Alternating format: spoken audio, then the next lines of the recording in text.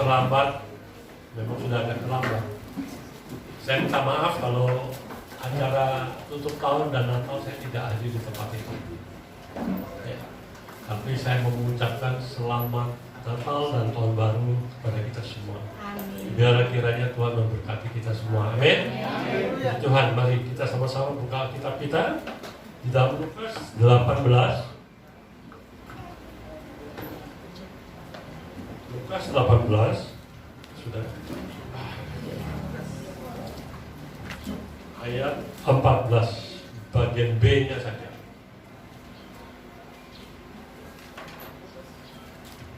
Ya, kita baca sama-sama ya. Boleh, Bapak Ibu Saudara, dengan hormat saya minta kita bangkit sebentar. Karena satu ayat dong, ya. Kita baca sama-sama ya. Lukas 18 ayat 14 bagian B saja. Firman Tuhan berkata, 1, 2, 3. Sebab barang siapa meninggikan diri, ia akan direndahkan, dan barang siapa merendahkan diri, ia akan ditinggikan. Amin. Ya, silakan duduk Bapak. Saya ulangi sekali lagi. Sebab barang siapa meninggikan diri, ia akan direndahkan, dan barang siapa merendahkan diri, ia akan ditinggikan. Bapak Ibu yang terkasih, tema firman Tuhan judulnya hari ini adalah hidup dalam kerendahan hati. Hidup dalam kerendahan hati. Bapak Ibu Saudara yang terkasih dalam Tuhan Yesus Kristus, kalau kita baca firman Tuhan di dalam Lukas 18 ayat 9 sampai dengan ayat 14 menceritakan tentang perumpamaan. Tuhan memberikan contoh, memberikan perumpamaan tentang ada dua orang, yang satu orang Farisi dan satu lagi adalah pemungut cukai. Ya. Mereka sama-sama pergi ke bait Allah untuk apa? Untuk berdoa. Seorang Farisi itu berdiri dan dia mengadapkan kepalanya ke atas dan juga tangannya ke atas, tapi dia bicara dalam hati dan berkata, Tuhan, aku bersyukur, aku tidak sama seperti orang lain. Ya. Aku bukan perampok, aku bukan orang lalim, aku bukan pencina, aku tidak seperti pemungut cukai ini. Aku berpuasa seminggu 2 kali. Aku mempersembahkan perpuluhan dalam setiap penghasilanku. Bagus gak? Bagus, semuanya itu bagus. Tetapi yang namanya pemungut cukai itu dia tidak berani berdiri di antara orang yang ada di tengah-tengah. Dia berdiri jauh, dia kalau perlu dia sembunyi. Dan dia berkata, dia tidak berani mengadapkan kepalanya ke atas dan tangannya naik ke atas juga tidak berani. Tapi dia menundukkan kepalanya sambil memukul dadanya dan berkata, ya Tuhan Allah, ampunilah aku orang yang berdosa ini. Lalu apa yang dikatakan Tuhan kepada murid-murid? Orang ini, maksudnya pemungut cukai, orang ini pulang dan dia dibenarkan. Tetapi orang yang itu adalah orang Farisi tadi, dia tidak dibenarkan. Oleh karena itu Bapak Ibu Saudara yang terkasih dalam Tuhan Yesus Kristus, Bapak Ibu yang ada di tempat ini, saya mau ingatkan kepada kita, Tuhan itu tahu, bahkan maha tahu kalau kita ini manusia yang lemah, makhluk yang lemah. Kita gampang jatuh dalam dosa, terpleset, terpengaruh, tergoda, lalai, emosi, gampang ngambek, gampang marah, lupa diri, bahkan sombong atau congkak. Tuhan itu maha tahu tentang itu semua. Oleh karena itu Tuhan menuntut kerendahan hati kita. Bapak Ibu yang terkasih dalam Tuhan Yesus Kristus, saya ingatkan kepada kita tentang kesombongan. Di dalam Amsal 16 ayat 18 Tuhan berkata, kecongkakan mendahului kehancuran, tinggi hati mendahului kejatuhan. Ingat Bapak. Jadi orang yang biasanya jatuh dalam dosa itu karena kesombongan. Saya berharap di sini tidak ada orang yang sombong. Siapa sih kita? Kita tidak ada apa-apa. Karena itu Tuhan sangat benci kepada orang sombong. Paling nggak suka. 1 Petrus 5 ayat 5 bagian B, Yakobus 4 ayat 6 bagian B, perkataan sama. Allah menentang orang yang congkak, tetapi mengasihi orang yang rendah. Ingat, kalau di dalam ayat 22 ayat 29 firman Tuhan berkata, ya, Allah menentang orang yang angkuh, tetapi mengasihani orang yang menundukkan kepala, atau menyelamatkan orang yang menundukkan kepala. Bapak Ibu yang terkasih dalam Tuhan Yesus Kristus, ini bukti waktu Tuhan berkata bahwa orang Faris, orang pemungut cukai itu dikatakan sebagai orang benar, walaupun dia orang berdosa. Tapi dia mengakui dosanya di hadapan Tuhan dan berkata sambil bertepuk tangannya, aku orang yang berdosa. Kadang-kadang, maaf kata ya, saya nggak tahu di sini ada atau tidak. Ada orang-orang yang kadang-kadang sudah tahu berdosa, tapi seolah-olah tidak melakukan sesuatu hal yang tidak berkenan di hadapan Tuhan. Ya mungkin orang yang terdekat dengan kita, istri kita, suami kita, atau orang tua kita, anak kita, atau teman-teman kita tidak tahu. Tapi ingat, Tuhan itu Maha tahu. Dia tahu sekali apa yang ada. Dia sampai tahu dan lubuk hati kita yang paling dalam. Jangan main-main Bapak Ibu Saudara yang terkasih. Kita harus selalu menjadi orang yang merendahkan diri di hadapan Tuhan. Saya katakan, apa yang mau disombongkan? Saya mau tanya, apa sih yang mau disombongkan kita? Nggak ada. Pengkhotbah 3 ayat 13 firman Tuhan berkata, dan bahwa setiap orang dapat makan, minum, dan menikmati segala kesenangan dari hasil dari payahnya, itu juga pemberian Allah. Haleluya. Dari Tuhan. Roma 11 ayat 36 firman Tuhan berkata, dan segala sesuatu dari Dia, dan oleh Dia, dan kepada Dia, bagi Dia kemuliaan untuk selama-lamanya. Wahyu 4 ayat 11 firman Tuhan berkata, ya Tuhan dan Allah kan, Engkau layak menerima puji-pujian dan hormat dan kuasa, sebab Engkau telah menciptakan segala sesuatu, dan oleh karena kehendak semuanya itu ada dan diciptakan. Saya ingat kembali kepada kita semua yang ada di tempat ini. Itu tidak kebetulan kalau firman Tuhan itu begitu keras bagi kita hari ini. Karena tahun 2023 mungkin yang sudah kita lewati banyak kendala masalah yang kita hadapi.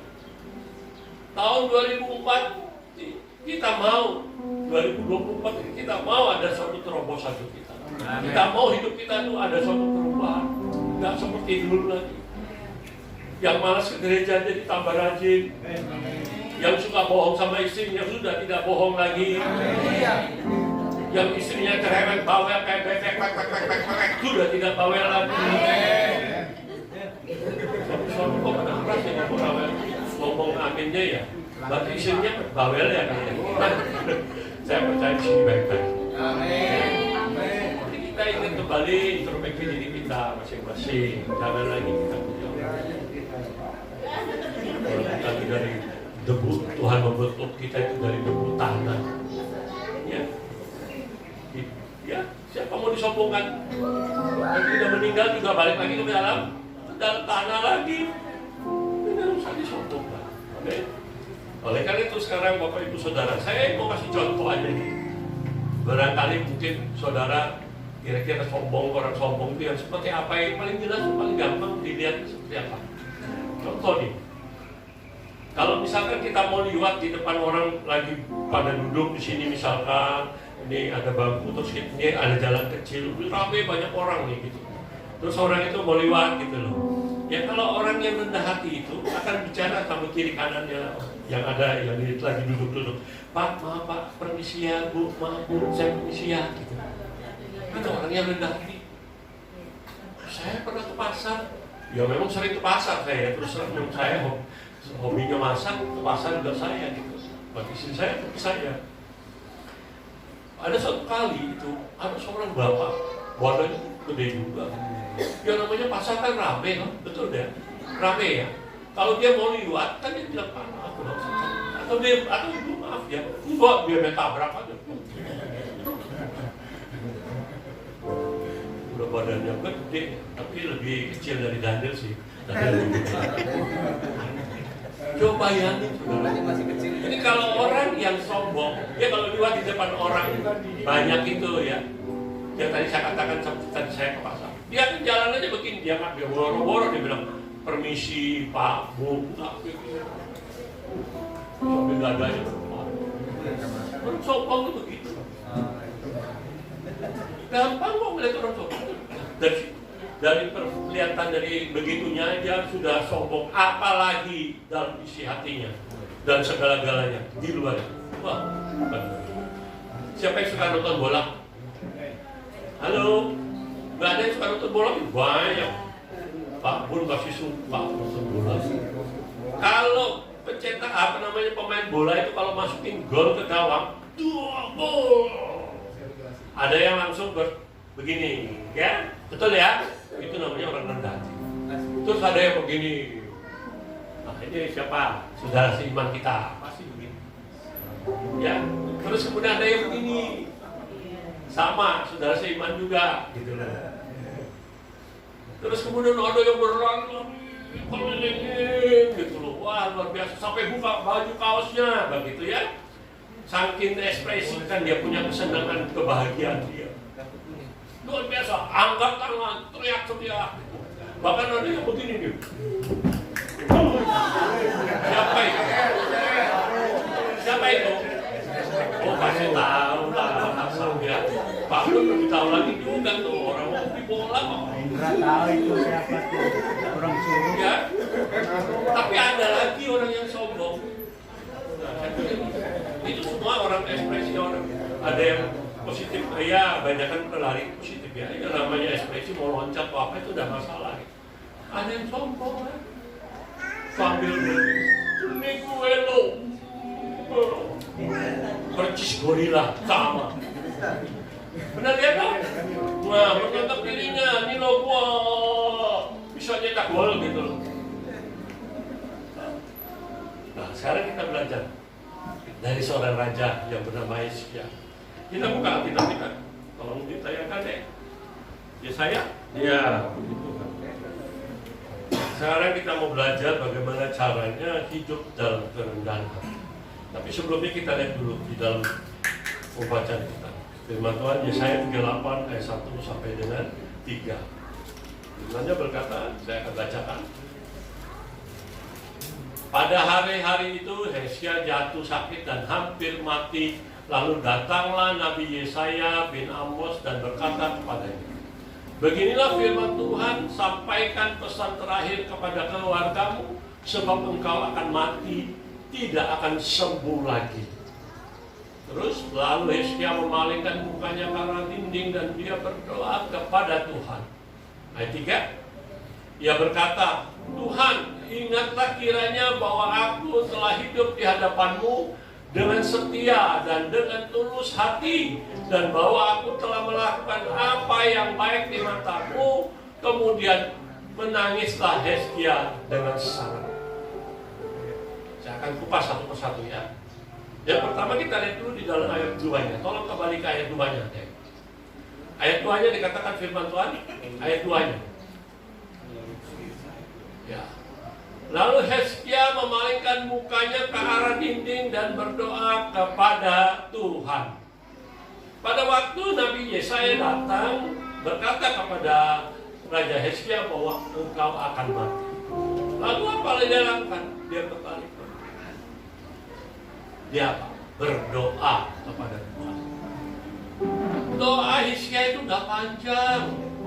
Kalau dilihat dari hitungannya itu memang gak tertulis, tapi kira-kira 1 menit sudah selesai dia berdoa. Kira-kira. Kadang-kadang banyak orang Kristen, maaf ya, saya nggak tahu di sini ada nggak yang seperti itu. Wah, doa bertele-tele panjang doanya.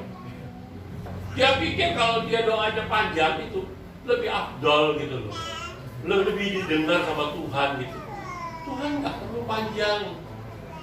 Doa kita seperti Petrus pada waktu dia sudah mau tenggelam ke dalam air, Waktu dia doa, kalau dia doanya panjang, Tuhan, aku nih mau tenggelam loh, aku nggak bisa berenang. Tuhan tolongin saya dong, udah tenggelam. Tapi waktu dia bilang apa? Tuhan tolong aku, langsung diambil. Jadi Tuhan tahu sih. Makanya kalau kita berdoa itu jangan suka bertele-tele. Amin.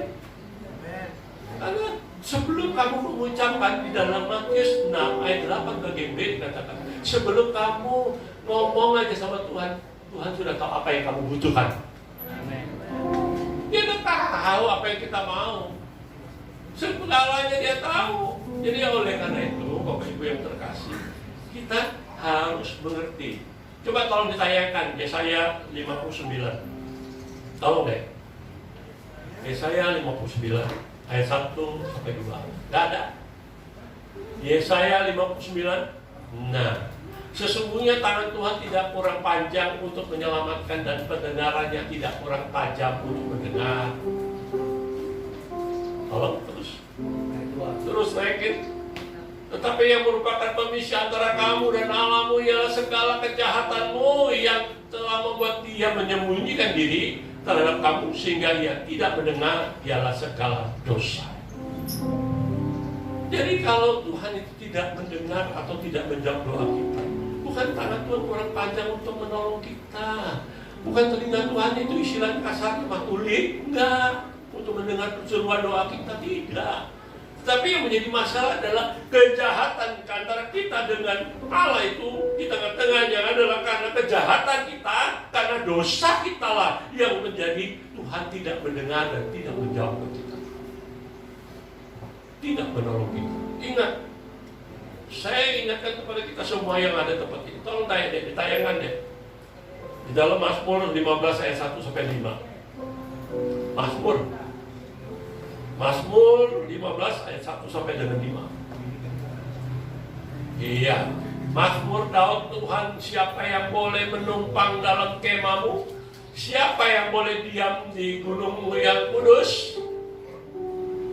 Yaitu dia yang berlaku tidak bercela, yang melakukan apa yang tidak adil, yang mengatakan kebenaran dengan segenap hatinya. Terus kemudian yang tidak menyebarkan fitnah dengan lidahnya, yang tidak berbuat jahat terhadap temannya, yang tidak menimpakan celah kepada tetangganya, terus yang memandang hina orang yang tersikir, tapi memuliakan orang yang takut akan Tuhan, yang berpegang pada sumpah walaupun rugi.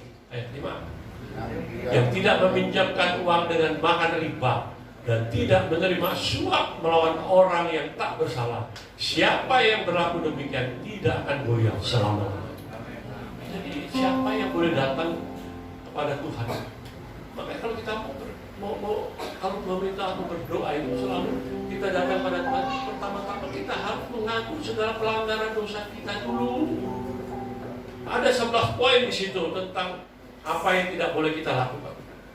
Kalau di antara semua itu ada yang kita lakukan, saya kasih tahu saudara, Tuhan tidak akan mendengar dan tidak menjawab doa saudara. Karena Tuhan menuntut kita untuk tidak berlaku 11 poin yang ada di situ, tidak bercela, tidak segala macam ada di situ. Ya, tolong nanti dicamkan itu. Oleh karena itu kalau saudara berdoa, minta ampun dulu sama Tuhan, minta ampun sama Tuhan dulu. 1 Yohanes 1 ayat 9 firman Tuhan berkata, jika kita mengaku dosa kita, maka Ia setia dan adil. Ia akan mengampuni segala dosa kita dan menyucikan kita dari segala kejahatan. Amin. Walaupun dosa merah seperti kermis, ia akan menjadi putih seperti salju. Walaupun merah seperti kain kesuba, akan menjadi putih seperti bulu domba. Yesaya 1 ayat 18. Jadi Bapak Ibu Saudara yang ada tempat ini, ada pengakuan di hadapan Tuhan. Nah, sekarang kita belajar bagaimana caranya untuk hidup dalam kerendahan hati. Kita belajar ya. Ayat 3, tolong ditahan pelayangan kembali di dalam tadi Yesaya tadi. Yesaya, tolong deh. Yesaya, ya. Yesaya 3 ya, ayat 3 ya. Oke. Ayat 3 ya.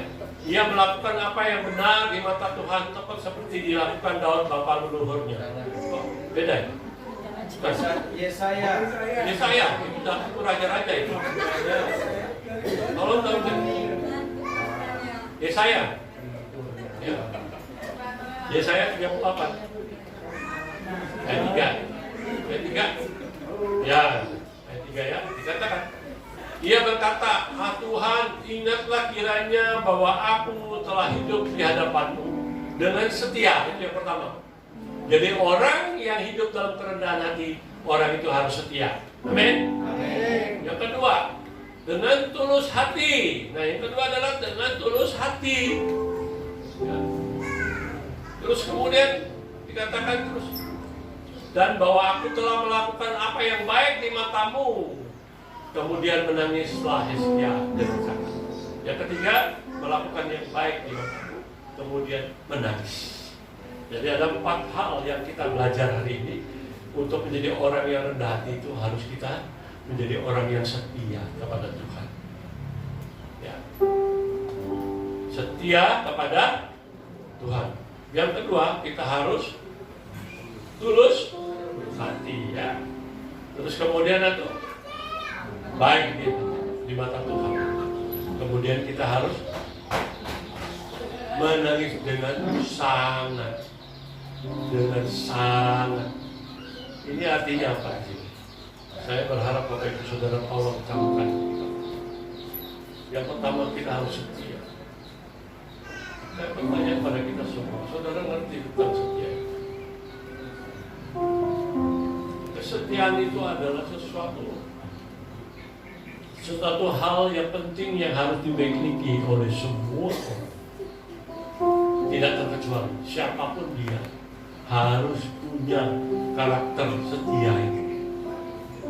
Tidak mudah untuk menjadi orang yang setia. Tidak gampang menjadi orang yang setia. Kalau dalam keadaan enak, nyaman, baik, itu mudah untuk orang melakukan kesetiaan. Tapi bagaimana kalau kehidupannya atau perahu kehidupannya sedang dilanda badai, gelombang ombak yang dahsyat? Apakah kita masih berlaku setia?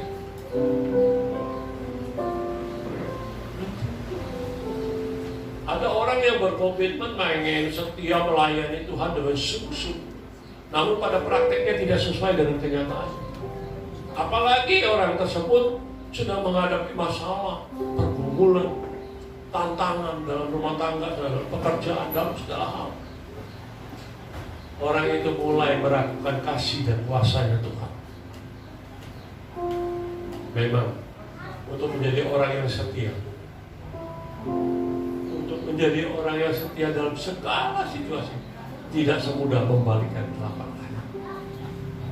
Tapi firman Tuhan berkata, Wahyu 2 ayat 10 bagian B, hendaklah engkau setia sampai mati, dan aku akan mengaruniakan kepadamu mahkota kehidupan. Saudara harus setia. Mau setia? Ini adalah janji tentang orang yang rendah hati. Setia. Setia, setia, setia sampai mati, seperti Tuhan Yesus. Setialah sampai mati. Apakah balasanmu untuk kasih setia?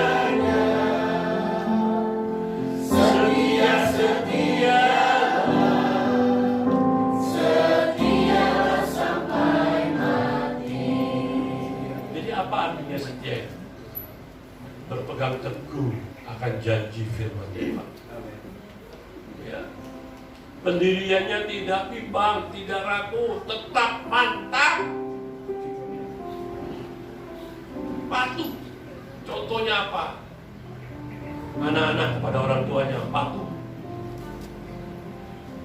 Ya. Kalau yang masih merasa dirinya anak-anak di sini harus patuh sama orang tua. Ya. Taat kepada siapa? Kepada orang tua juga, kepada pemimpin kita di dalam satu perusahaan kita sebagai karyawan harus taat kepada pemimpin kita. Kalau saudara jadi jemaat di Pakat 2 ini, GGP Kabar Baik ini, Saudara harus taat kepada pemimpinmu. Siapa? Bapak Gembalamu yang ada di tempat ini. Karena nggak gampang ngurusin jemaat. Salah ngomong sedikit ngambek, nggak diperhatiin sedikit ngambek, nggak disalamin keliwatan ngambek. Bener-bener. Maunya wah. Tapi di sini nggak ada. Benar nggak? Ada nggak yang begitu? Gampang ngambek? Oh, berarti ada. Jujur om ada om. Gampang ngambek. Ya kadang-kadang kan yang namanya gembala kalau salaman sama orang lain, orang begitu banyak, oh ini megang nih, megang lama, oh ngomong ini mau salaman udah gak bisa salah kan? Akhirnya karena ngambek, kalah pergi. Wah, saya lihat gembala-gembala di mana-mana teman-teman saya, kadang-kadang kasihan ya. Cuma macam-macam. Udah ngambek, udah nggak datang ke gereja biasanya gitu. Emang gereja cuma di sini doang? Gereja mah banyak. Di mana-mana ada gereja. Di sini aja ada beberapa gereja. Tapi saya berharap kalau mengalami terobosan mulai saat ini tahun 2024 ekonomi saudara harus menjadi orang yang rendah hati. Dengan cara apa? Saudara tetap setia kepada Tuhan, bukan kepada manusia. Setia kepada Tuhan. Yang kedua, ayat 3, tolong tadi ayat 3 lagi deh. Tadi Yesaya tadi 38 ayat 3. Ya. Ayat 3, oke. Ia berkata, Tuhan, ingatlah kiranya bahwa aku telah hidup di hadapan-Mu dengan setia. Kedua, dengan tulus hati. Tulus hati. Apa arti tulus hati ini? Artinya dengan sungguh-sungguh. Contohnya melayani Tuhan. Saya paling gampang ngambilnya contoh-contoh yang begitu. Bukan ngomongin pendeta atau pemain musik atau apa saya. Saya percaya di sini mah udah mentalnya udah kuat-kuat kan, mental baja ya. Termasuk anak itu mentalnya udah mental baja. Malu. Seorang pelayan Tuhan itu harus tulus gitu. Harus sudah setia, tulus. Jadi jangan mengharapkan imbalan. Istilahnya kalau bahasa kita mah PK gitu. Ada pemain musik di Bandung, ini bener loh, saya nggak bohong. Tapi ada lagi contoh lain orang pendeta, sekalian gitu. Pemain musik di Bandung, salah satu gereja, kalau dia main musik, aku cuma seneng banget sama dia. Kalau dia yang main musik, udah ya seneng banget deh, seperti Daniel yang main musik, wah seneng banget kita ya. Gitu kan, bener nggak? Amin. Kok aminnya cuma seneng nggak kalau Pak Daniel yang mimpin musik, yang main musik? Amin.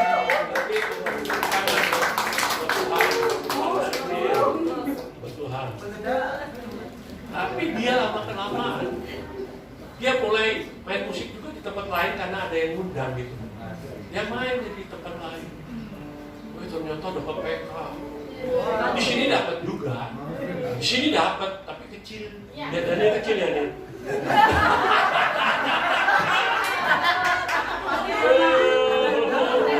Pulang saya juga bukit. Kecil tadi jalan. Pak Kore nggak boleh datang ya. Maaf ya. Ya terus kemudian apa? Dia udah mulai jarang datang ke gereja itu. Dia nggak datang, pemain musiknya nggak ada yang ganti. Ada juga sih tapi nggak seperti dia gitu. Jadi kadang-kadang mereka kehilangan jemaat. Terus dia lama-lama akhirnya karena sering bolos istilahnya, udah terlambat bolos lagi. Sini siapa yang suka terlambat? Tuh, orangnya udah lambat gitu. Oh ada. Suka terlambat. Mulai hari ini tahun 2024 kalau mengalami terobosan jangan suka terlambat. Amin. Kalau dibilang ada gaji nih, ada angpau nih, wah cepat datang, itu salah. Pokoknya pelayanan harus sungguh-sungguh. Amin, Pak Suryadi. Amin. Jangan marah sama saya, ya. Ya, jadi akhirnya dia nggak datang lagi gitu. Kemudian apa yang terjadi? Ya gereja pun memangnya cuma mengandalkan dia, kan banyak orang lain yang bisa main musik kan, atau undang orang lain lagi yang lain gitu. Akhirnya dia nggak dipakai lagi. Ingat, jangan sampai pemain-pemain musik yang ada di tempat ini berharap untuk mendapatkan suatu PK di dalam melayani. Kita bukan melayani manusia, tapi kita melayani Tuhan, Raja di atas segala raja. Dan saya imani dan saya percaya berkat Tuhan itu akan mengalir kita dari hal-hal yang lain, dari pekerjaan kita, dari hal-hal yang lain. Seorang pendeta, ada seorang pendeta melayani tidak tulus. Pada waktu itu ada ini saya tahu kenal pendetanya lagi, tapi udah nggak usah sebut. Saya kenal sama pendeta. Waktu mungkin ya, emang pendeta ini kalau khotbah nggak suka ngelawak dia, lucu gitu. Ada gereja A yang sering dikunjungi beribadah situ, mungkin ngasih referensi pada gereja B. Ini kalau kamu mau undang si Ani, oh bawa khotbahnya lucu-lucu deh, ibu-ibu suka. Katanya ibu-ibu suka, saya nggak ngerti gitu. Emang dia suka melucu memang betul. Nah, terus kemudian gereja B ini telepon dia gitu. Halo Pak, pendeta Ayah. Oh ya, shalom Pak, ini minggu depan atau beberapa waktu yang akan datang kami mau Bapak melayani tempat kami, boleh nggak Pak? Oh boleh, dia bilang. Tapi saya boleh tanya nggak? Oh pendeta nanya. Jemaatnya berapa orang di sana? Kira-kira ngerti nggak saudara? Belum ya, belum paham nggak apa-apa. Terus dia tanya lagi yang kedua, nanti PK-nya berapa? Orang yang namanya sudah dipakai Tuhan, melayani Tuhan, model-model begitu, saya kasih tahu saudara, itu tidak akan dipakai Tuhan lagi. Kenapa? Dia tidak tulus melayani Tuhan. Pakai nanya jemaatnya berapa? Emang kenapa? Jemaat banyak, dikit emangnya beda? Wah, di mana-mana pelayanan gereja besar banyak jemaatnya otomatis namanya gerejanya besar. Kalau gereja seperti ini ya kira-kira sekitar begini ya wajar. Kenapa mesti nanya? Kalau mau nanya curug tuh di mana ya? GGP bakat tua itu belah mana? Nah itu boleh lah gitu loh. Tanya jemaatnya berapa orang, PK-nya berapa, kebangetan. Terus disebut lagi. Enggak, dia langsung ngomong. Bukan disebut apa, dia langsung pendeta itu ngomong juga sama orang yang undang dari gereja itu. Dia bilang apa? Dia bilang, saya dulu soalnya kenapa saya tanya PK, saya pernah melayani di satu gereja, PK-nya cuma segitu, dapur saya nggak ngebul katanya. Ya ampun. Saya kasih tahu saudara ya, saya bukan ngarang-ngarang cerita, ini memang kenyataan. Jadi manusia itu tidak terlepas dari kesombongan. Karena Tuhan sudah tahu, maha tahu bahwa kita ini makhluk yang lemah, gampang jatuh dan rusak. Jadi nggak ada ukurannya siapa yang sombong. Pendeta pun bisa sombong, bisa jatuh dalam dosa. Maka Tuhan selalu mengingatkan kepada kita berjaga-jagalah dan berdoa supaya kamu jangan jatuh dalam pencobaan. Roh memang benar-benar tidak ingin lemah. Jangan sampai kita menjadi orang yang dilupakan oleh Tuhan, disikirkan. Ya, sekarang kita lihat lagi.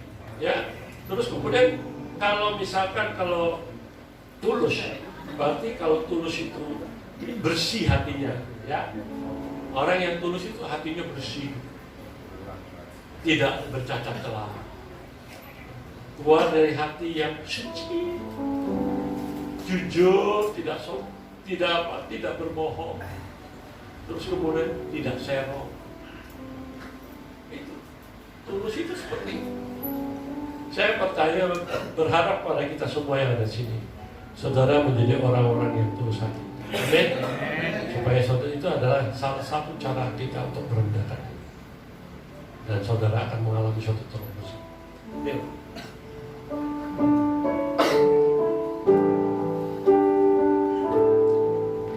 Bapa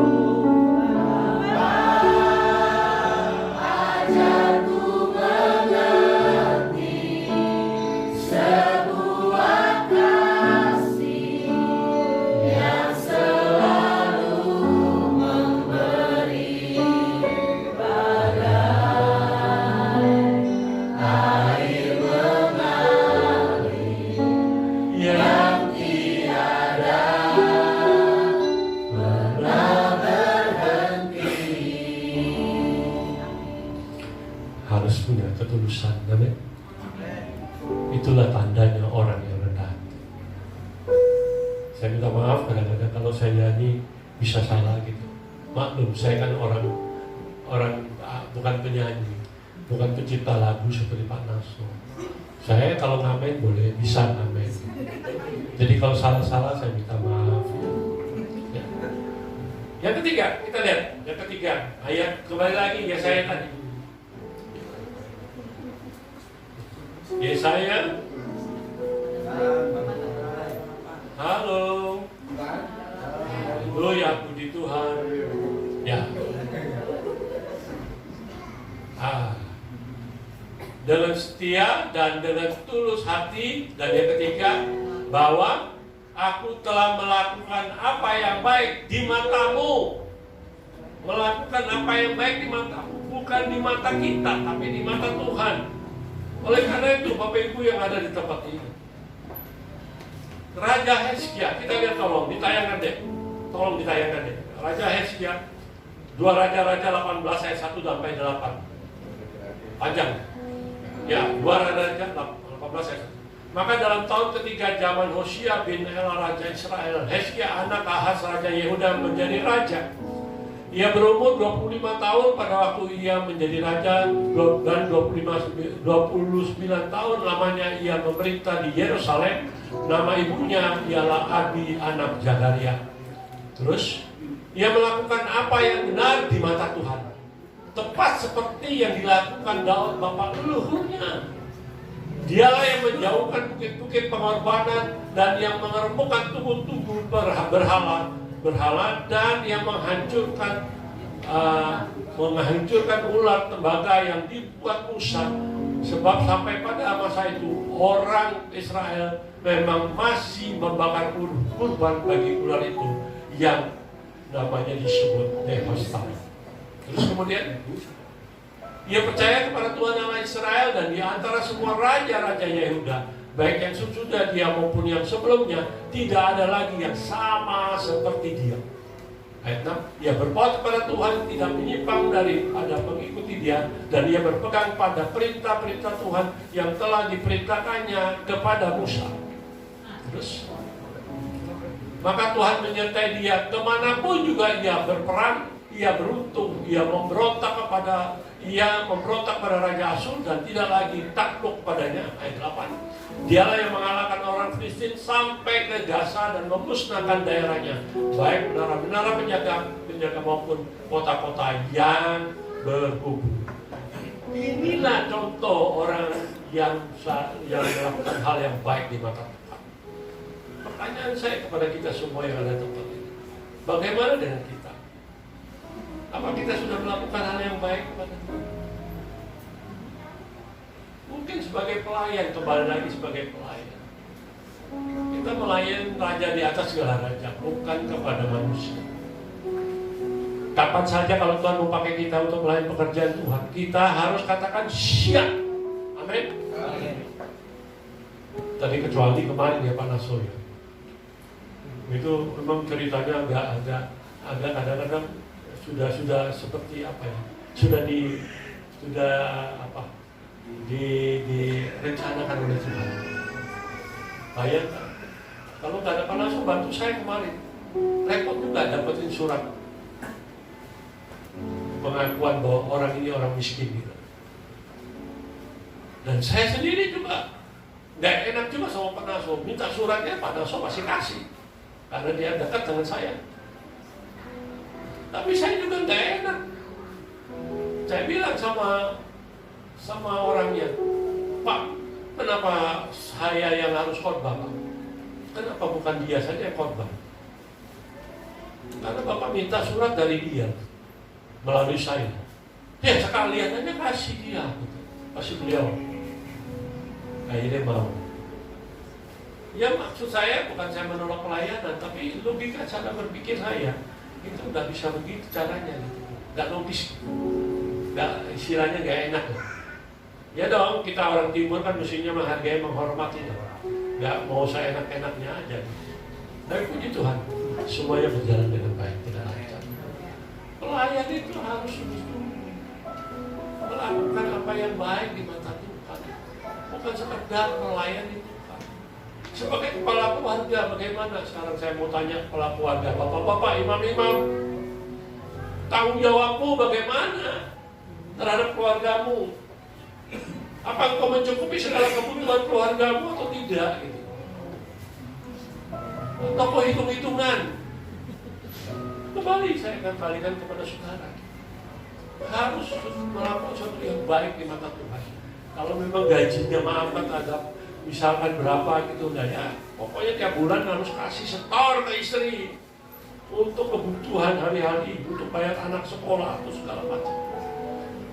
Kalau mau diambil sebagian tidak masalah, tapi yang penting di rumah itu jangan sampai kekurangan. Nanti istri pusing mikirinnya gimana caranya gitu. Hati-hati, lakukan yang baik di mata Tuhan. Sebagai istri juga sama, kita harus menjadi istri yang bijaksana gitu. Jangan suka minta aja bisanya gitu, ya.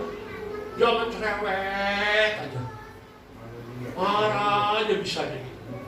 Apakah saudara menjadi tiang doa enggak di rumahmu? Sebagai pendoa syafaat enggak di rumahmu, keluargamu? Saya maaf kata, mau kemana pun pergi, saya minta istri saya doain saya, tumpangkan, mendoakan saya, apalagi untuk pelayanan. Kemana aja saya pergi, Tuhan, istri saya doain. Saya imam, kepala keluarga, tapi saya tetap memiliki hati yang rendah untuk minta tolong istri saya yang doain saya. Siapapun yang doain itu tidak ada masalah. Anak kecil pun doa juga bisa, tidak masalah. Yang penting Tuhan tahu kok tujuan hidup kita itu apa yang mau kita lakukan. Ingat istri-istri, mulai sekarang hati-hati. Jaga kerukunan dalam rumah tangga kalian yang mantap. Jangan terombang-ambing dengan keadaan dunia yang semakin hari semakin jahat. Kalau kita orang yang rendah, saya yakin dan percaya, saudara akan berbuat sesuatu yang baik di mata Tuhan. Yang tidak ada hidup rendah. Amin. Sebagai anak-anak, hormat kepada orang tuamu, menghargai dia gitu. Kadang-kadang kan banyak anak-anak yang kurang ajar, makanya mulai dari kecil itu sudah mulai dididik. Maaf kata ya, saya bukan menyombongkan diri. Kalau dulu saya ke gereja atau apa anak saya itu, saya suruh duduk, nggak boleh kemana-mana, diam di situ. Kalau dia bingung, pusing itu gimana gitu, kasih catatan, kasih buku, kasih dia pensil, bolpen, suruh dia nulis, suruh dia gambar, sampai selesai ibadah. Nggak ada jalan-jalan. Kadang-kadang maaf kata ya, yang punya anak kalau ya saya perhatikan masih banyak gitu loh, anak-anaknya jalan kemana-mana gitu. Kita sebagai orang tua harus mendidik supaya anak kita mulai dari kecil sekarang sudah mulai. Saya kasih contoh ya, nanti contohnya ntar ya, udah mau terakhir lagi. Ya, ini ada contohnya nanti, jangan sampai saudara salah paham. Saya kalau ngomong ini bukan karena saya ngomong begitu aja, karena ada hubungannya sih. Mari, mulai sekarang kita sudah mulai didik anak kita masing-masing. Ya. Haleluya, puji Tuhan. Kalau kita lakukan itu semua, saya yakin dan percaya. Apalagi kita sebagai karyawan, wah, benar-benar kerjanya harus benar, jangan korupsi, hati-hati.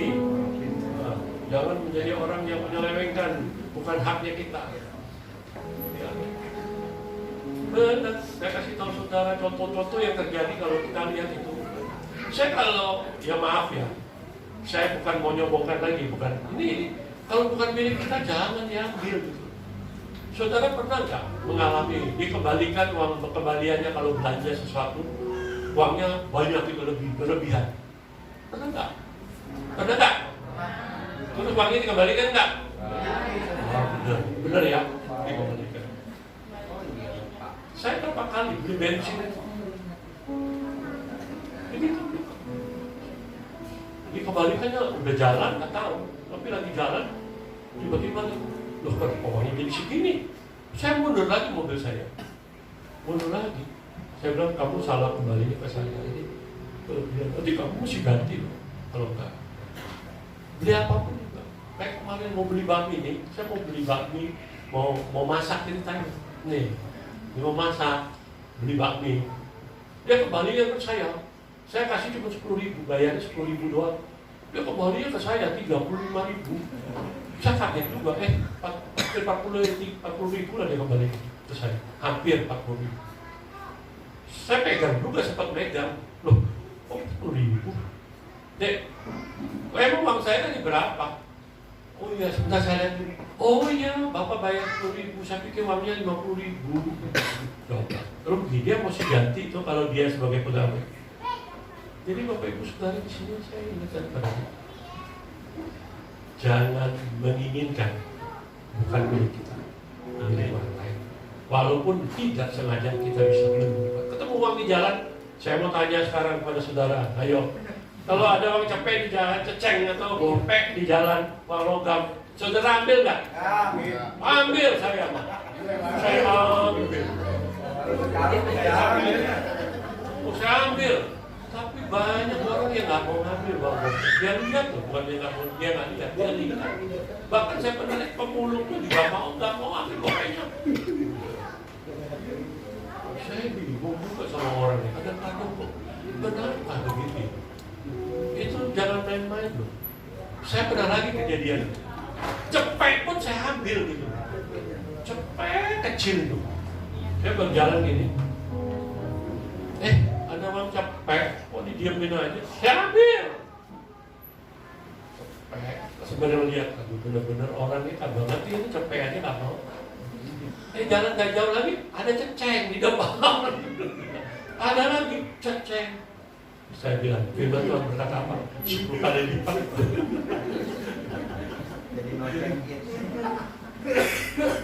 Jadi bagaimanapun juga, saudara harus orang yang jangan terlalu gimana, harus benar-benar mau berbuat sesuatu yang baik di mata Tuhan, bukan baik di mata Tuhan. Amin. Semua baik, semua baik. Apa yang telah kau perbuat di dalam hidupku, semua baik, sungguh terang baik. Kau jadikan hidupku berarti. Jadi sudah 3 ya. Untuk dapat kita menjadi dalam hidup dalam kerendahan hati, yang pertama kita harus setia kepada Tuhan. Yang kedua kita harus tulus kepada Tuhan. Yang ketiga kita harus berbuat sesuatu yang baik di mata Tuhan. Dan yang keempat dikatakan firman Tuhan ayat 3, kalau saya akan lagi dengan ya. Kemudian menangislah Hizkia dengan sangat. Orang yang rendah hati itu, kalaupun kita harus menangis di hadapan Tuhan, menangislah. Kalau di hadapan manusia kita menangis, orang sebentar juga lupa pada kita. Bahkan mungkin orang bisa ngomongin kita gitu. Tapi kalau di hadapan Tuhan, bayangkan Hana itu, ya, kalau Hizkia itu menangis. Kalau kita ambil contoh, menangis dengan sangat itu seperti apa contohnya? Menangis meraung-raung, macam-macam loh, ya, berteriak, histeris gitu loh nangisnya. Tapi juga ada yang lembut gitu dia, menangis hancur hatinya gitu, seperti Hana. Hana itu menangis sampai hancur hatinya. Dia itu dihina oleh madunya yang bernama apa? Penina. Dia nggak punya anak. Suaminya Elkana tetap menyayangi dia, mengasihi dia. Tetapi dia suka dihina oleh madunya yaitu Penina. Karena Tuhan sudah menutup kandungan. Dia nggak bisa punya anak. Tapi tiap saat dia pergi ke bait Allah, dia berdoa, menangis dengan hati yang hancur. Dengan terseduh-seduh dia menangis. Saking sedihnya kadang-kadang dia menangis. Dia ngomong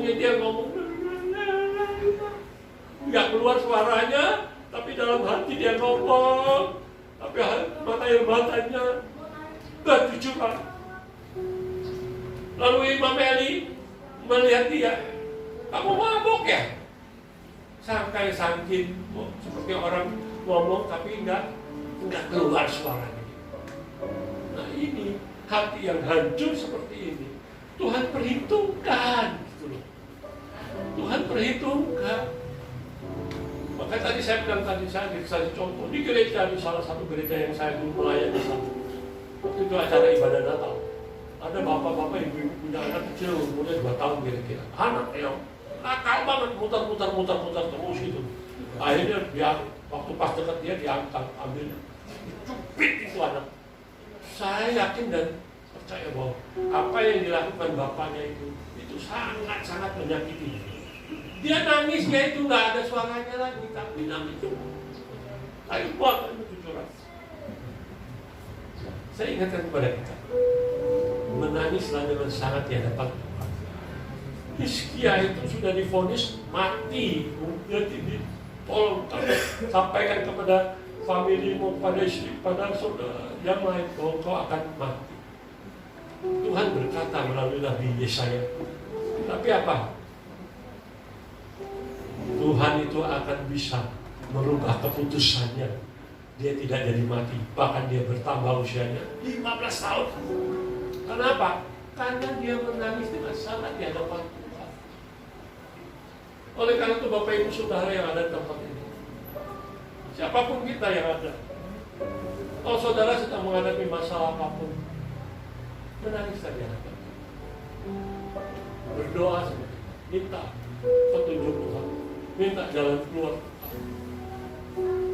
Jadi orang yang mau rendah hati dalam hidup, dalam kerendahan hati, yang pertama orang itu harus setia, harus terus melakukan apa yang baik di mata Tuhan.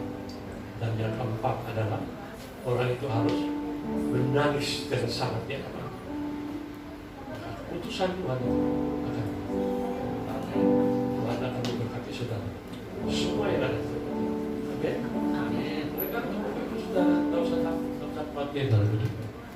Dan penting 4 hal ini kita lakukan dalam hidup.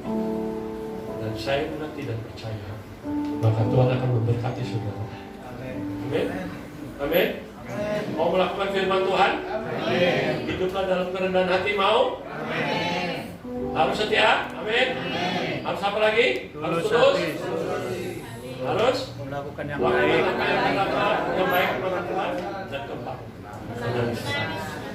mari kita naikkan pujian.